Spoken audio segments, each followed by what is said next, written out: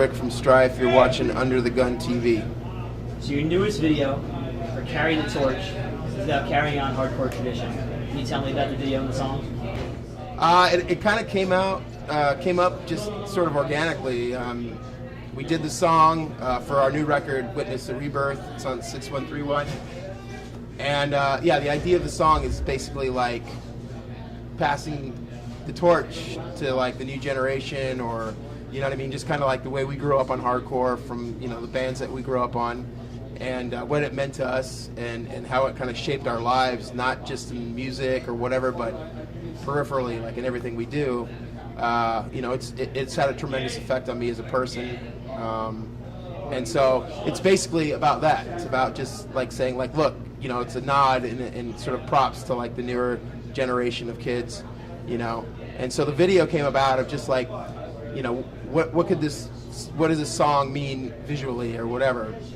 And so Andrew came up with an idea of sort of like this signage where, if you haven't seen the video, check it out for sure. But the idea is like getting sort of like newer generation kids, older generation of kids or guys that, you know, we grew up on, and sort of just like holding up a sign saying, you know, what does it mean to you? What does this music mean to you? So we got some really cool guys to get down with it, and a lot of old friends and some new ones too, and it came out really cool. You know, we did it with some kids out in Germany, so it was nice. It was good.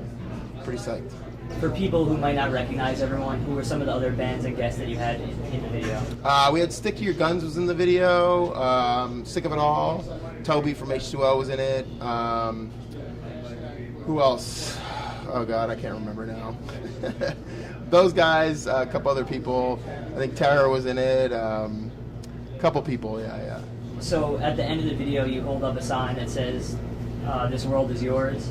Yeah. Is that sort of a message to the youth and the hardcore kids? Yeah. I mean, because, you know, without kids coming in and carrying it on, like, there is nothing left, you know. It is a generational thing. I mean, we have, you know, just last night we played with a band, and, you know, dude from a band, his kid was playing in the band, you know what I mean? An established hardcore band, whatever. His kid was playing in a band for one of the second show or whatever. And that was, like, pretty cool, you know, to see that. It sort of, like, reaffirms the belief of the song, you know. And it's like without the newer kids coming in and doing it and keeping it positive and keeping it alive, it won't be around anymore, you know. And for us, you know, there was a lot of violence at the end of the 80s, and it sort of broke a lot of bands up, and, you know, a lot of bands moved on to do new things, and those bands stuck with us and inspired us to do Strife, you know. And it sounds funny now to come, you know, 20 years later or whatever, and, you know, we're the old guys, or we're getting to be the old guys, you know, or older guys. And to me, it's just, I'm still kind of a kid when we play. I still feel like I'm a young kid, and it does keep me alive and keep me positive, and it's almost like, it's like my life's blood in a way, you know. It's like I have a regular job, I have a fiance, I have dogs, I have rent, I have all the regular shit of a grown-up. And so coming out here and playing shows, it's like, that's what keeps me like super psyched on life, and it helps clear my head. And I couldn't be a good thing in the world without this music. So Anger Means came out in 2001, and Witness Rebirth came out in 2012. Why was there such a long gap between those records? You know, I mean, like a lot of bands, you know, we toured for a long time in the 90s, and, you know, we got kind of fed up. It you know, for me, it became more of a job back then, and, you know, at a certain point, it ended up being like, sort of didn't feel as organic as I wanted to. There's a lot of violence starting again. It seems like to be this generational thing of like every 10 years, a lot of shit gets fucked up, and there has to be sort of clean, stripped down, and like the new generation takes it over and builds it back up again. And so I think towards the end of the 90s, you know, we sort of just got fed up and got tired of being on the road, and kind of took a break, broke up basically, and then we missed it, plain and simple. You know, we missed playing together, we missed being with each other and hanging out. You know, these are my brothers, like they're my friends that I've known for the better part of my life. So we wanted to do something different, something that we'd never done before as a band. We all kind of evolved musically and in our tastes and all that kind of stuff. And so, you know, we decided to do Anger Means. And I think it's a cool record. It didn't come out as good as we wanted to.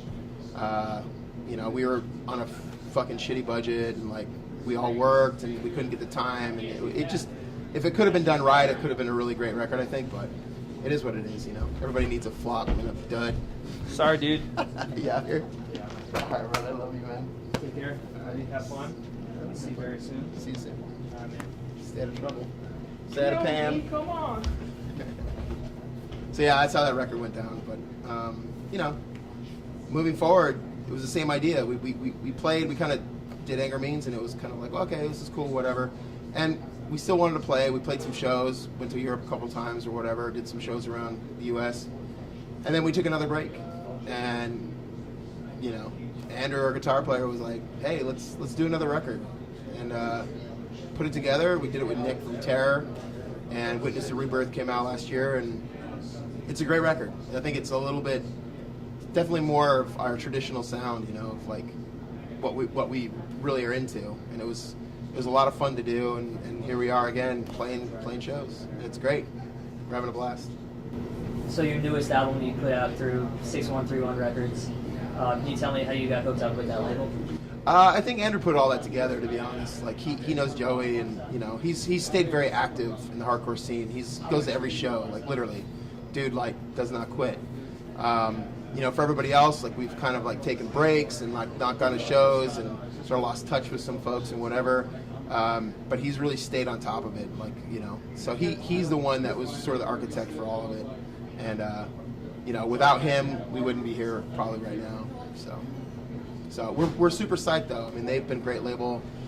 You know, sort of like for me, it's like an up and coming label. You know, it's like they're doing great shit. So it just seemed like a good fit. We're all psyched.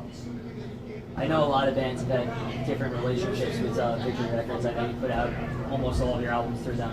Is there a reason why that relationship kind of ended and you didn't go back and put out the newest record with them? It wasn't a good fit. You know, that's what it boils down to. We started out with them. They were younger.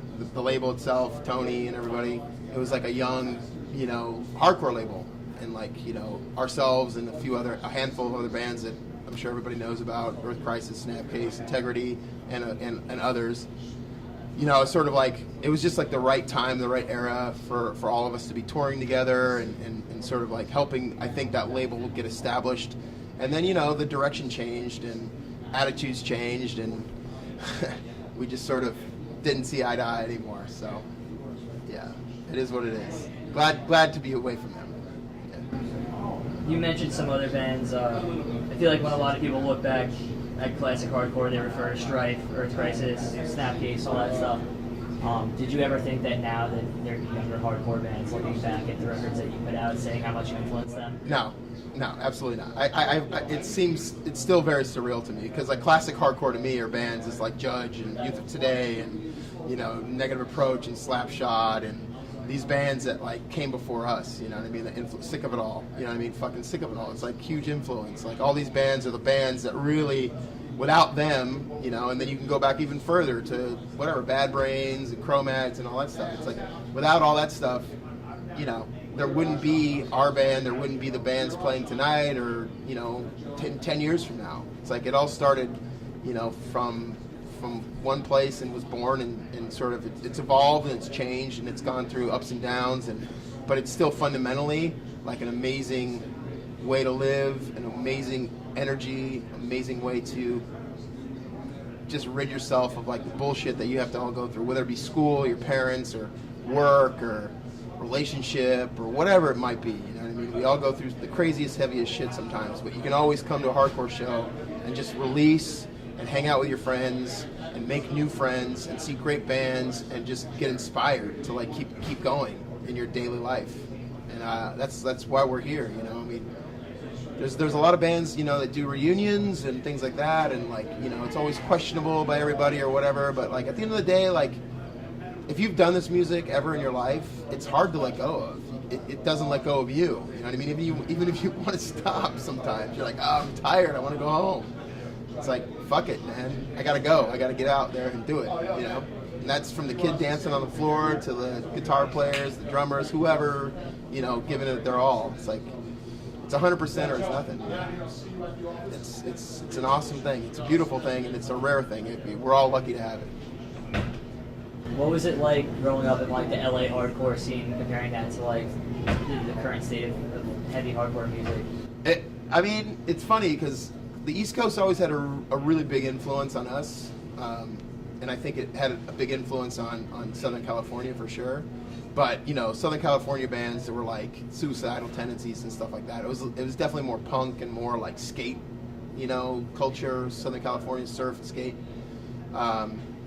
So California's awesome. it's great weather. It's easy. You know, it's pretty sick, man. It's cool. I was saying tonight, like we're kind of a little bit more laid back. You know, it's like a little bit more about like, yeah, let's just go out and have a good time. Less violence. You know, less sort of testosterone, I guess, based. But it's fucking a bitch out here. It's cold. It's the elements. It makes you hard. So, I've always had the mentality of like, let's all get along type shit. And East Coast always like reminds me of kind of how much of a pussy I am. But it's good. It's good for me.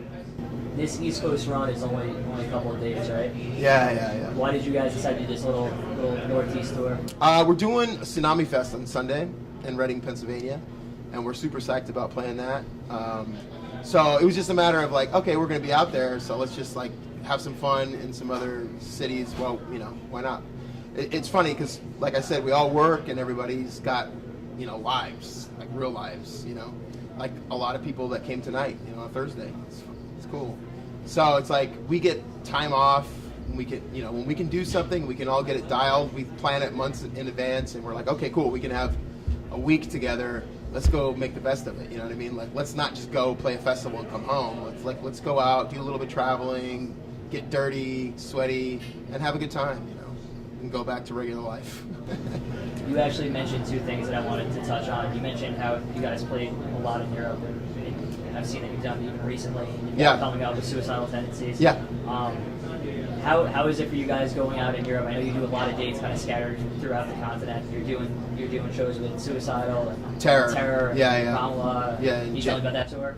It's a Persistence tour. It's done by MAD, which is our booking agent. They've been our booking agent out there forever, and they've done, Agnostic Front and everybody, Madball and all that stuff for decades. It's just something they do every year. It's sort of like just a package tour. It's like super easy. Everybody gets on a bus and hangs out. It's like super bro time, I guess. We haven't done it yet, so we're super psyched to do it.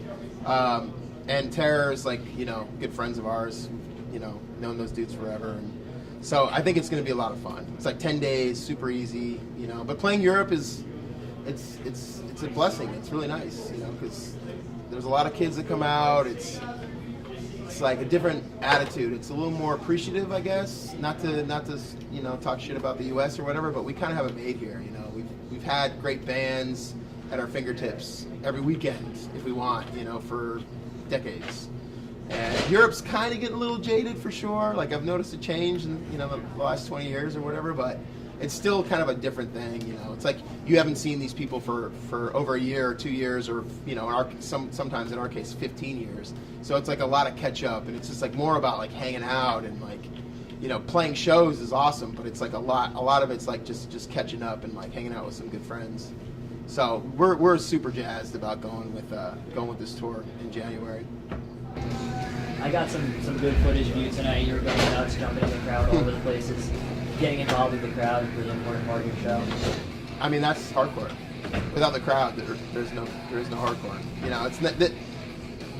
Why we like playing this music is because it's a living thing. It's not a band on stage and you're the fan.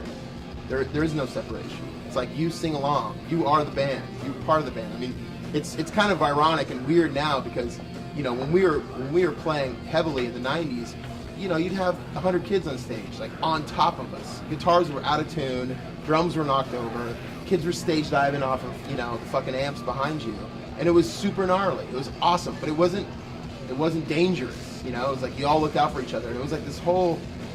That's like what we expect, you know what I mean? And it's like, it's definitely changed a lot since then, but, it's just a matter of adapting, I guess, it's like, it's Thursday night, you know. It's like, fuck, what are we gonna do? If you're in the crowd and you're hanging out and I can see you having a good time, then why not get down there with you? If you're not gonna come up here, then I'll go down there with you and we'll get bloody together, I guess. So since you've been touring for the newest album, have you noticed that your fan base has been a lot of younger and older guys at the same time? For sure. Yeah. I mean, it started out, you know, a lot of it was older dudes checking it out to see if, like, oh, these dudes still have it, you know. I remember seeing them in the 90s or whatever. And then I think slowly but surely, the younger kids, because of 6131, it's like a newer label and it's got a younger following. And, you know, the sound of the record, I think, is very, very much like our older stuff. I think that it just sort of, now it's catching on, and like the younger kids are like, oh, these guys aren't just like these old fuckers like trying to cash in or whatever. It's like, we're probably not making any money on this show tonight. We're not probably making any money this whole tour, you know what I mean? We sell merch or whatever sells, but it's not why we're doing it, you know? We're doing it because we like playing. We like having a good time. We like hanging out with each other. And that's something that maybe some bands, you know, older bands, that's not the reason they're doing it anymore. But, you know, fuck, man, I don't want to see just older kids. I want to see some younger kids, and I think it's important. It keeps it all going, you know? So hopefully, the idea is, yeah, we'll play for, you know, the older folks like us, and you guys can check us out and see if we still got it. But it's equally important for us to play for younger kids, to be like a positive influence. Because you know, growing up, like, we saw all kinds of different music and we saw it go from really positive to really negative, and it got caught up in this really like sort of violent era, you know. It's like, I don't want that shit in hardcore. You know, that is not what it's about. It's not about being a tough guy. It's not about being a tough crew or whatever you want to call it. It's about positivity. If you want to fuck the world up, go outside and do it. Don't fuck up your people. You know what I mean? These are your people. We're all weirdos. You know, it's like we all don't get along, or for some reason all ended up here. So it's really important for us, like when we're playing, for us to be like, this is what we believe in. You know, as a band, this is fundamentally why we're here, is to like have a good time first and foremost, get along, you know, to play music and get to sweat and bleed, but also it's to like project the message, like, you got to keep it positive. You know what I mean? Like, you know, you can't fuck it up for kids. Like, no one's gonna come back, or, you know, people are gonna start bailing out and it's just gonna die. You know, you're gonna kill it.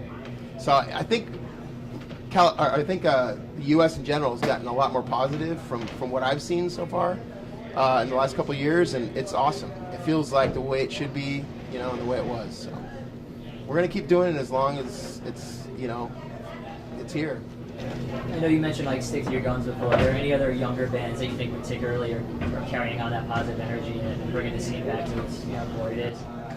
I don't know. Zababa is really good. I mean, we love Alpha Omega from out west. Incendiary is really fucking great from out here. They're awesome. You know, I don't know. I think there's a lot of bands that probably I don't know about, you know, that are doing it. And we play with new bands every night that blow us away. So, you know, I kind of just, if the vibe's there with a new band, then I dig it and I'll check it out, you know, but I don't really go searching for it anymore. I still listen to the Chromex. That's what I grew up on. Sort of a creature of habit. Is there any plan for any new music or any plans for the band in the future? We're taking it a day at a time, honestly. Like, new music, I mean, we may do something, you know, in the near future. We don't have any plans right now to do anything. If you know us, it takes a long time for us to do new records or whatever. We're just going to keep touring, you know, small tours. Like I said, we work and everything like that, so it's difficult for us to commit to like a long-term thing. And luckily for us, we've been around enough to where we can go out and do 10 days or 5 days or 2 weeks, and, you know, kids will come or whatever. And it's not necessarily the hard work or the tough, you know, the tough grind that we had to do before. But yeah, we're just gonna keep playing, man. You know, and when it feels right, we'll be there. For your day jobs, do you guys work in music? What else do you guys do? I'm a photographer in Los Angeles.